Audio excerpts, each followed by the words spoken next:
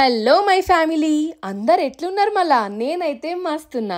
పండగల మాసం రానే వస్తుంది. అదేనండి, శ్రావణ మాసం వస్తుంది కదా. ఇక శ్రావణ మాసం వచ్చిందంటే అన్ని పండుగలు షురు అన్నట్టే కదా. అయితే ఈ పండగల మాసం అంతా వ్రతాలని, పూజలని, పసుబొట్లని మన ఆడవాళ్ళం మస్తు బిజీ ఉంటాం కదా. మరి ఈ శ్రావణ మాసం ఈ వ్రతాలు ఎందుకు చేసుకోవాలి? ఎందుకు దీన్ని ఇంత పవిత్రమైన మాసంగా అందరు కొలుస్తారు? అవన్నీ మనం కూడా తెలుసుకోవాలి కదా. సో ఈ శ్రావణ మాసం వెనక ఒక గొప్ప కథ ఉందండి. నాకు కూడా ఈ మధ్యనే తెలిసింది. ఏదో నాకు తెలిసిన కొంత మీకు కూడా చెప్దామని ఈ వీడియో చేస్తున్నా. ఫస్ట్ వీడియోకి లైక్ కొట్టేసి వీడియో మొత్తం స్కిప్ చేయకుండా చూడండి. ఒక మంచి ఇన్ఫర్మేషన్ అయితే ఈరోజు పొందుతారు మీరు. అయితే పవిత్రమైన శ్రావణ మాసం మొదలవ్వబోతుంది. అది కూడా ఆగస్ట్ 5 నుండి సెప్టెంబర్ 3 వరకు ఉంటుంది. ఈ మాసంలో ప్రతి ఇల్లు ఉదయం సాయంత్రం భగవన్ నామస్మరణతోటి మారుమోగుతాయి కదా. ఈ నెలలో ఎన్నో మంచి రోజులు ఉంటాయి, పండుగలు ఉంటాయి. సనాతన ధర్మంలో చంద్రమానం ప్రకారం మనకున్న 12 మాసాల్లో 5వది ఎంతో పవిత్రమైన మాసం ఈ శ్రావణ మాసం. ఈ నెలలో పౌర్ణమి నాడు చంద్రుడు శ్రవణ నక్షత్రంలో సంచరించడం వల్ల ఈ మాసానికి శ్రావణ మాసం అని పేరొచ్చింది. త్రిమూర్తుల్లో స్థితికారుడు, దుష్ట శిక్షకుడు, శిష్ట రక్షకుడైన శ్రీ మహావిష్ణువుకు ఆయన భార్య మహాలక్ష్మికి అత్యంత ప్రీతికరమైన మాసం ఈ శ్రావణ మాసం. ఈ మాసం శివపూజకి విశిష్టమైనది. ముఖ్యంగా భగవతారాధనలో శివకేశ భేదం లేకుండా పూజించడానికి విశేషమైనదని చెప్పొచ్చు. ఈ మాసంలో భక్తితో ఆచరించే ప్రతి పూజకు తగిన ప్రతిఫలం ఉంటుందట. మరి ఈ పూజలు ఎవరికి చేయాలి, అసలు ఎందుకు చేయాలి అనేది ఇప్పుడు మనం తెలుసుకుందాం. శ్రావణ మాసంలో అన్ని మంగళవారాల్లో చేసుకునే వ్రతం మంగళగౌరి వ్రతం. ఇంకా ఈ శ్రావణ మాసంలో పౌర్ణమికి ముందు వచ్చే శుక్రవారం వరలక్ష్మి వ్రతం చేసుకుంటాం. ఒకవేళ ఆ రోజు కుదరకపోతే శ్రావణ మాసంలో మరో శుక్రవారం అయినా ఈ వ్రతం చేసుకోవచ్చు. వ్రతం అనంతరం ఏం చేస్తాం? ముత్తైదువులకు వాయినాలు ఇచ్చి ఆశీర్వాదాలు తీసుకుంటాం. ఈ వ్రతం స్వయంగా శివుడు పార్వతీదేవికి సూచించి సౌభాగ్యం, మాంగళ్య బలాన్ని వివరించాడట. శ్రావణ మాసం అనంగానే ప్రతి ఇంట్లో లక్ష్మీదేవి తిరుగుతున్నట్లు అనిపిస్తుంది కదా. అలాంటి ఈ శ్రావణ మాసం నెల రోజుల్లో ప్రతి ఇల్లు మార్నింగ్ నైట్ అందమైన రంగవల్లులతో, పచ్చటి మామిడి తోరణాలతో, భగవన్ నామస్మరణతో, అమ్మవారి పూజలతో కలకలలాడిపోతుంది కదా. శ్రావణ మాసం అంటే లక్ష్మీ స్తోత్రాలు చదువుకుంటాం, లక్ష్మీ అష్టోత్తరం చదువుకుంటాం. అయితే ఇడ అందరం తెలిసి తెలియక చేసే తప్పు ఒకటి ఉంది. అదేంటంటే శ్రావణ మాసం అంటే లక్ష్మీదేవిని మాత్రమే ఆరాధిస్తాం. కానీ నారాయణుడు లేనిదే లక్ష్మీదేవి ఉంటుందా? లక్ష్మీదేవి లేనిదే ఆ శ్రీమన్నారాయణుడు ఉంటాడా చెప్పండి. అందుకే శ్రావణ మాసంలో లక్ష్మీదేవిని, శ్రీమన్నారాయణుడిని ఇద్దరిని ఆరాధించాలి. మరి ఎలా ఆరాధించాలి తెలుసుకుందాం ఇప్పుడు. అయితే పూజకి మొదలు 8 దళాల ముగ్గు వేసి దాని మీద అమ్మవారిని పెట్టాలి. ఏ రూపైనా సరే అమ్మవారిని పెట్టమని మన శాస్త్రాలు అయితే చెప్తున్నాయి. సో ఈ 8 దళాలు శ్రీమన్నారాయణుడికి చిహ్నం అన్నమాట. అట్లాగే పసుపు ముద్ద తయారు చేసి దాని మీద పువ్వు అంటే శ్రీమన్నారాయణుడు, పసుపు అమ్మవారు. శ్రీమన్నారాయణుడు లేనిదే అమ్మవారికి మనం ఎంత నిష్టగా పూజ చేసినా ఫలితం ఉండదు. అందుకే కదా రామాయణంలో సాక్షాత్తు అమ్మవారి స్వరూపమైన సీతాదేవి రావణాసురుడితో అంటుంది చాలా ఇదిగా, ఏమని? రావణ, నువ్వు అనుకుంటున్నావు నన్ను రాముడి దగ్గర నుండి తీసుకొచ్చానని. కానీ నీకు తెలియని విషయం ఏంటంటే రాముడు లేకుండా నేను లేకుండా రాముడు కూడా ఉండలేడు. సారాంశం ఏంటంటే మనం ఇంట్లో ఏం అర్థం చేసుకోవాలంటే శూర్పణఖ రామున్నే కావాలనుకుంది, కానీ దక్కలేదు రాముడు. ముక్కు చెవులు మొత్తం పోయినాయి, అన్యాయం అయిపోయింది పాపం. తర్వాత రావణాసురుడు కూడా సీతనే కావాలనుకున్నాడు. ఏముంది?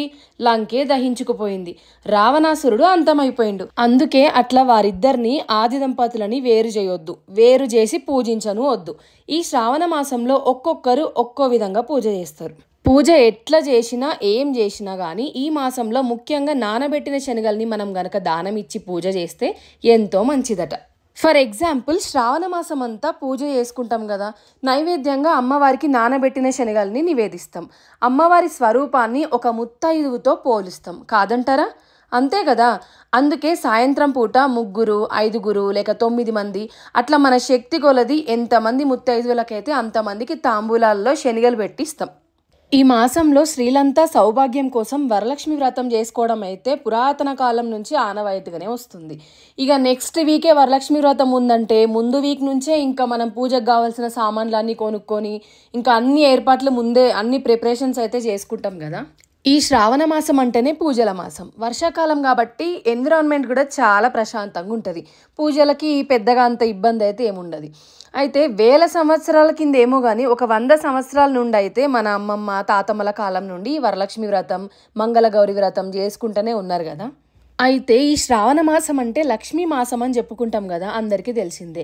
శ్రావణం అంటే శ్రవణ సంబంధమైనది. ఈ శ్రావణం అనేది మన ఏడుకొండల స్వామి, అదేనండి వెంకటేశ్వర స్వామి జన్మ నక్షత్రం. కలియుగంలో కలో వెంకటనాయక అని కూడా అంటారు. కలియుగానికి వెంకటనాయకుడే ప్రధాన దైవం. ఆయన నామ సంకీర్తన వల్లే చాలా పాపాలు తొలుగుతాయంట. ఇంకా కర్మ సంచయం జరుగుతుందని, కర్మశేషం మిగలకుండా పోతుందని, మనం ఏ కర్మలైతే ఇంతకుముందు చేసుకున్నామో, ఇంతకుముందు జన్మలో చేసుకున్నామో వాటి నుండి కొంత విముక్తి లభిస్తుందట. అయితే ఈ స్వామివారి జన్మ నక్షత్రమైన ఈ శ్రవణ నక్షత్రానికి సంబంధించినది ఈ శ్రావణ మాసం. లక్ష్మీ అమ్మవారికి అత్యంత ప్రీతిదాయకమని చెప్పబడుతుంది శాస్త్రాల ప్రకారం. అయితే ఈ వరలక్ష్మి వ్రతంతో పాటు మంగళవారాల్లో కూడా మంగళ గౌరి వ్రతాన్ని ఈ మాసంలో చేసుకుంటారు. లక్ష్మీదేవి భర్తని అనుసరించి ఉంటుంది. అంటే అనుసరించి అనడం కంటే ఆయన్ని వీడి ఉండదు, భర్తతోటే కలిసి ఉంటుంది అని చెప్పడం కరెక్ట్. అత్యంత శక్తివంతుడు, ప్రపంచ సారథి, ప్రపంచాన్ని నడిపేవాడు, భగవంతుడైన శ్రీమన్నారాయణుని సతీమణి లక్ష్మీదేవి ఆయన్ని వీడి ఉండదు. ఆయన యొక్క శక్తి లక్ష్మీదేవి అని చెప్పొచ్చు. భగవంతుడు మనల్ని నడిపిస్తాడు, భగవంతుణ్ణి నడిపించేది లక్ష్మీదేవి. మామూలుగా మనందరికీ తెలిసిందేంది, లక్ష్మి అంటే డబ్బు, ధనము అని మనం నమ్ముతాం కదా. కానీ లక్ష్మి అంటే ధనం కాదండి. లక్ష్మి అంటే శ్రద్ధ, లక్ష్మి అంటే వృద్ధి. ఎక్కడైతే శ్రద్ధ ఉంటుందో అక్కడ వృద్ధి ఉంటుంది. అంటే ఏ చిన్న పని చేయడానికైనా శ్రద్ధ కావాల్సిందే. ఫర్ ఎగ్జాంపుల్, మనం కిచెన్లో వెజిటేబుల్స్ కట్ చేస్తున్నామండి ఒక నైఫ్ తోటి. మనం ఆ వెజిటేబుల్స్ కట్ చేసే దాని మీద కాన్సన్ట్రేట్ చేయకుండా మన మైండ్ ఎక్కడనో పెట్టి కట్ చేస్తే ఏమవుతుంది? హ్యాండ్ కట్ అవుతుంది, బ్లడ్ వస్తుంది. తర్వాత ఎవరికి నష్టం? మనకేనా కాదా? ఇంకోటి, మనం రోడ్ క్రాస్ చేస్తున్నప్పుడు వెహికల్స్ని చూసుకోకుండా ఆగమాగం రోడ్ క్రాస్ చేసినాం అనుకోండి, ఏమవుతుంది? యాక్సిడెంట్స్ అయిపోతాయి.